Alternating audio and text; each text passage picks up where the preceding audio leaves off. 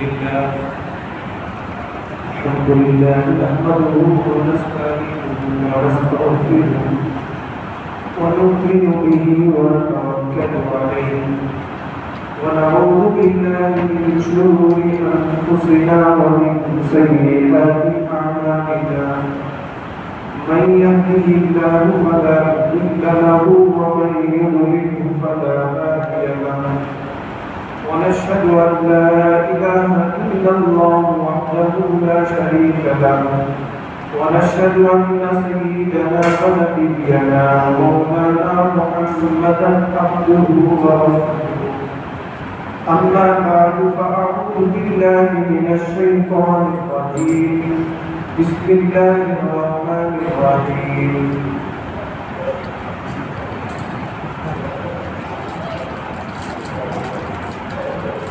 يا قوم ادخلوا الأرض المقدسة التي كتب الله لكم ولا ترتدوا على أدباركم فتنقلبوا خاسرين صدق الله العظيم. بزرگان محترم اور میرے عزیز دوستوں، اللہ تبارک و تعالی نے قرآن مجید قرآن حمید کے اندر بعض مساجد کا تذکرہ فرمایا ہے۔ یہ وہ مساجد ہیں جن کی بڑی فضیلت ہے، اور ان مسجدوں کی طرف جانا اور وہاں نماز پڑھنا اجر و ثواب سے خالی نہیں۔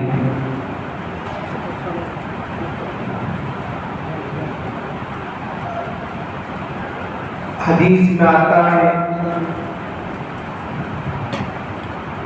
جیسے جیسے اسلام دنیا کے اندر پھیلتا گیا،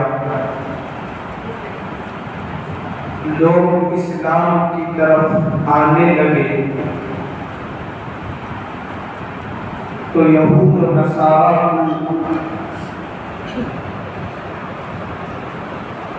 بے قراری ہونے لگی۔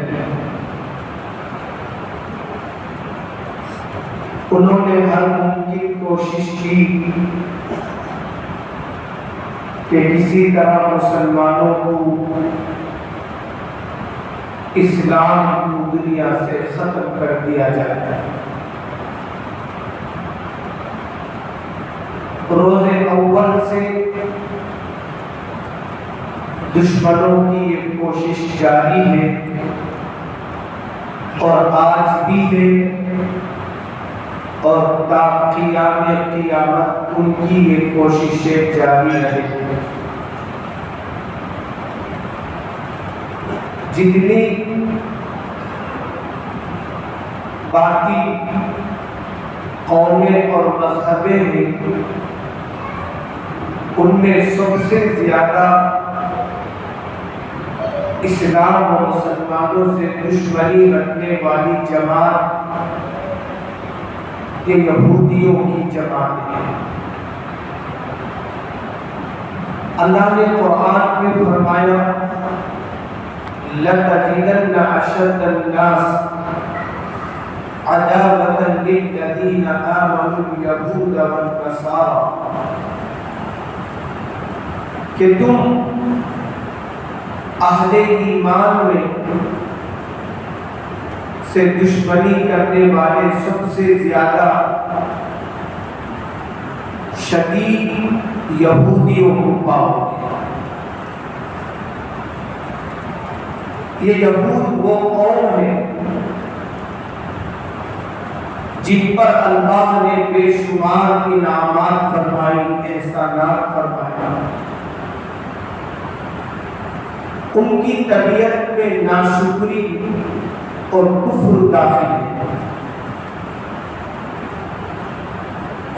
جب بھی ان پر حالات آتے تو وہ عاجزی کرتے، جیسے ہی حالات اللہ ان کی عاجزی کی وجہ سے دور فرما دیتے، پھر یہ اپنے رویے اور عادات میں مبتلا ہو جاتے۔ یہودیوں کے سلسلے میں اللہ نے یہ فرمایا وہ تم سے کبھی راضی اور خوش نہیں ہوتے جب تک کہ تم اسلام کو چھوڑ کر یہودیت اور نصرانیت کو نہ اپنا لو۔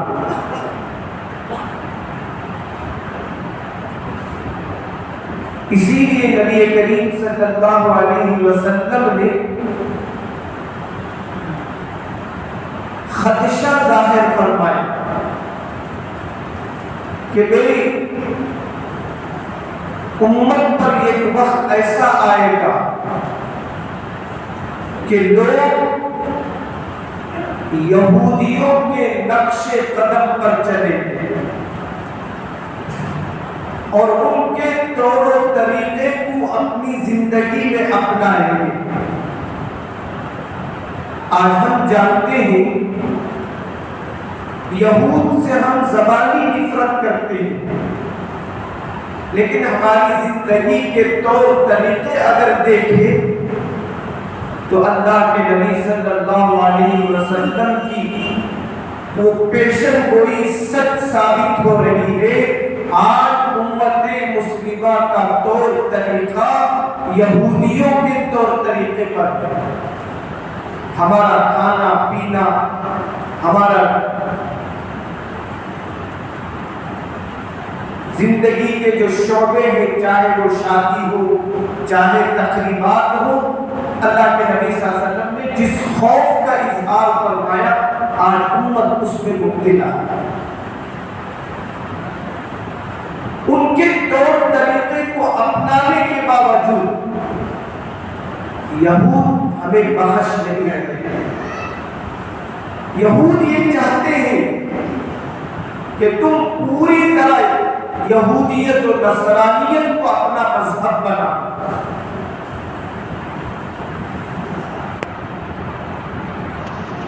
اور دنیا میں جہاں جہاں بھی مسلمان پر ظلم ہوتا ہے تو اس ظلم کی اگر تحقیق کی جائے، اس کو جانچا جائے، تو کسی نہ کسی سطح پر، کسی نہ کسی درجے میں یہود و نصارہ اس کے پیچھے ہوتے ہیں، اس سازش کے پیچھے ہوتے ہیں۔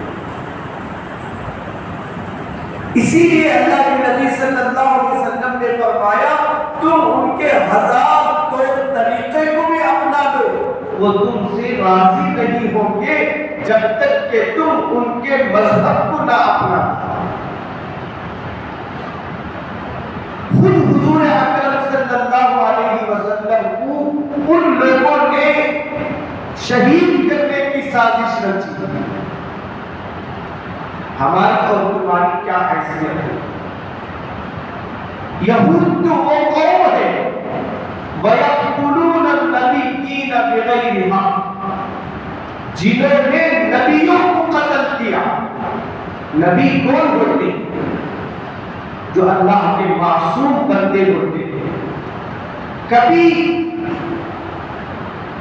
وہ کسی کو ستاتے نہیں، نہ ہی ان کا امت سے کوئی برا ارادہ ہوتا۔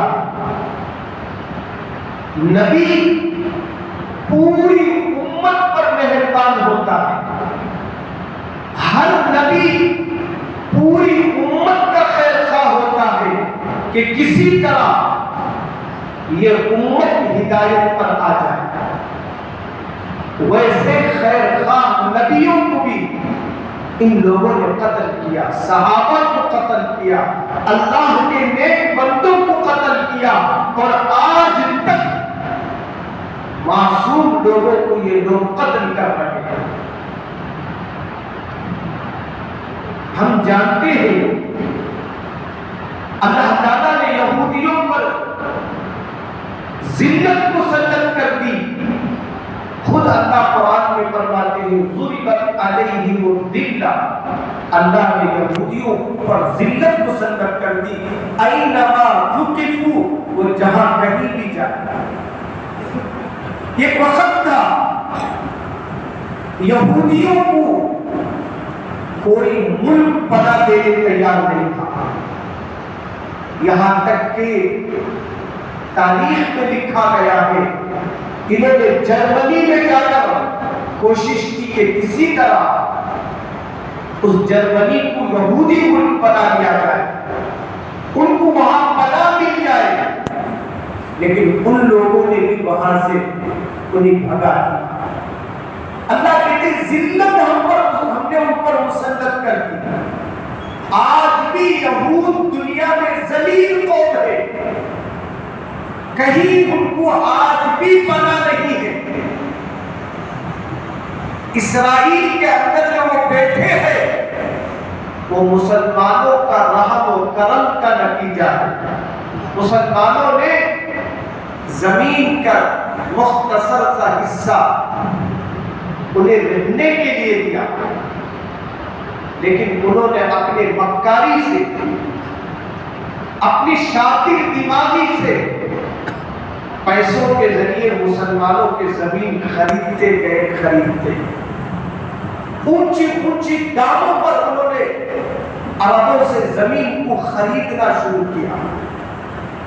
اب مسلمان پیسے کے لالچ میں، پیسے کے تمام میں ان کو زمینیں بیچتے گئے، یہاں تک کہ ایک بڑی آبادی اس جگہ آ گئی۔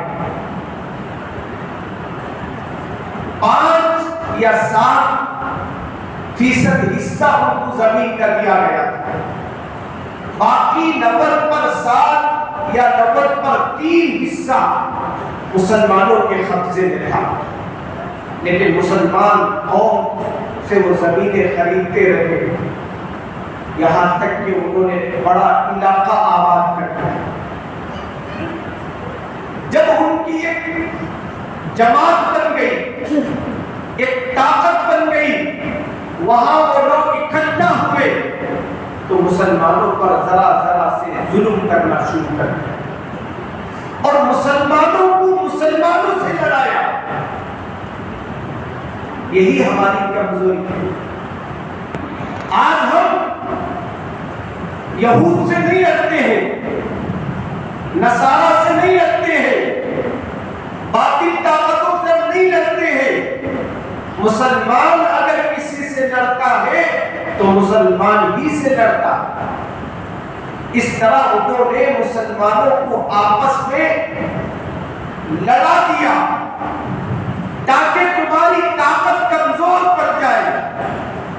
یہی اللہ کے نبی صلی اللہ علیہ وسلم نے فرمایا، اے مسلمانوں ولا تنازعوا، تم آپس میں جھگڑے نہ کرنا۔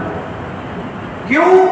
اگر تم آپس کے جھگڑے میں پڑ جاؤ گے فتفشلوا وتذهب ريحكم واصبروا، تم کمزور ہو جاؤ گے، تمہاری ہوا اکھڑ جائے گی۔ عرب ممالک کے لوگوں نے کیا کر دیا؟ اختلاف پیدا کیا۔ آج انہوں نے پورے ممالک پر اپنا قبضہ جما رکھا۔ آج کتابوں میں لکھتے ہیں کہ 90% حصہ فلسطین کا ان کے قبضے میں ہے۔ یہ کیا ہے؟ ان کی طاقت نہیں ہے، بلکہ اللہ نے فرمایا ان کو کہیں پناہ کی جگہ نہیں ہے۔ اب اسرائیل میں جو ان کو پناہ مل رہی ہے وہ ان کے بلبوتے پر نہیں، بلکہ امریکہ کی اور دوسرے ممالک کی پشت پناہی پر وہاں وہ زندگی گزارتے ہیں۔ اگر یہ لوگ ہٹ جائیں گے تو اللہ کا وعدہ سچا ہے، ان کو روئے زمین پر کوئی ملک نہیں ہے رہنے کے۔ کیوں؟ انہوں نے اللہ کی نافرمانی کی، نبیوں کو ستایا، معصوم لوگوں کو قتل کیا، اللہ نے کہہ دیا علیہم الذلہ، اللہ نے ان کو ذلیل کر دیا۔ آج بھی یہ قوم ذلیل ہے، دوسروں کے سہارے پہ زندگی کر رہی ہے، لیکن ان کے دلوں میں ہمیشہ اسلام کا ڈر سمائے رہتا ہے۔ یہ ظاہری اعتبار سے بڑی طاقت رکھتے ہیں، لیکن ان کے دل کے اندر اسلام اور مسلمانوں کا ڈر ہمیشہ ستاتے رہتا ہے۔ ٹیکنالوجی کے اعتبار سے دنیا میں اسرائیل کا کوئی بدل نہیں ہے۔ اسرائیل اپنی ٹیکنالوجی سے دنیا کو ڈراتا ہے، لیکن قربان جائیے ان فلسطین کے مسلمانوں پر جن کے پتھر سے اسرائیلی گھبراتے ہیں، جن کے جان پتھروں سے اسرائیلی گھبراتے ہیں۔ اللہ نے ان فلسطینیوں کے اندر وہ ایمانی غیرت رکھا۔ یہ زمانہ فلسطینی لوگ مسلمان ممالک سے امید کر رہے تھے وہ ہماری مدد کریں گے، لیکن انہوں نے دیکھا کہ کوئی مسلم ملک کھل کر ان کی مدد نہیں کر رہا ہے، تو اللہ نے ان کی غیرت ایمانی کو جھنجھوڑا۔ فلسطینیوں نے فیصلہ کیا اب ہمارے ملک کو بچانا، مسجد اقصیٰ کو بچانا، یہ اب صرف ہماری ذمہ داری رہ گئی۔ تو آج اللہ نے فلسطینیوں کے اندر وہ طاقت دی ہے کہ وہ خود سے میزائل بناتے ہیں۔ فلسطین کے معمولی میزائل سے اسرائیلی طاقت ڈر جاتی ہے۔ فلسطین کے میزائل سے چند اسرائیلی مرتے ہیں تو انہیں ڈر لگتا ہے، خوف آتا ہے۔ یہی اللہ کا نظام ہے۔ باطل طاقتیں دیکھنے میں ہے، لیکن ان کو یہ ڈر ستا رہا ہے، وہ یہ ڈرتے ہیں اگر یہ اسی طرح ہمارے قریب میں رہیں گے تو ہمارا جینا حرام کر دیں گے، دوپہر کر دیں گے۔ آج اسرائیل معمولی فلسطین کے پتھروں سے، چھوٹی چھوٹی میزائلوں سے کام رہا ہے۔ اللہ نے یہودیوں کی فطرت قرآن میں بیان کی کہ یہودیوں کو زندگی بہت پیاری ہوتی، وہ موت سے بہت ڈرتے ہیں، لیکن مسلمانوں کا وہ مسئلہ نہیں ہے۔ مسلمان جیا تو بھی بادشاہ، مسلمان مرا تو بھی بادشاہ، اس لیے کہ شہادت کی موت ملی۔ آج بیت المقدس ہمارے برے اعمال کی وجہ سے ان ظالم یہودیوں کے قبضے میں ہے۔ بیت المقدس ہی ان کا نشانہ نہیں ہے، بلکہ ان کے بڑے منصوبے ہیں۔ یہاں تک دانشوران قوم لکھتے ہیں کہ ان کا مسئلہ پورا عرب ممالک پر ہے، یہاں تک کہ حرمین شریفین بھی ان کے نشانے پر۔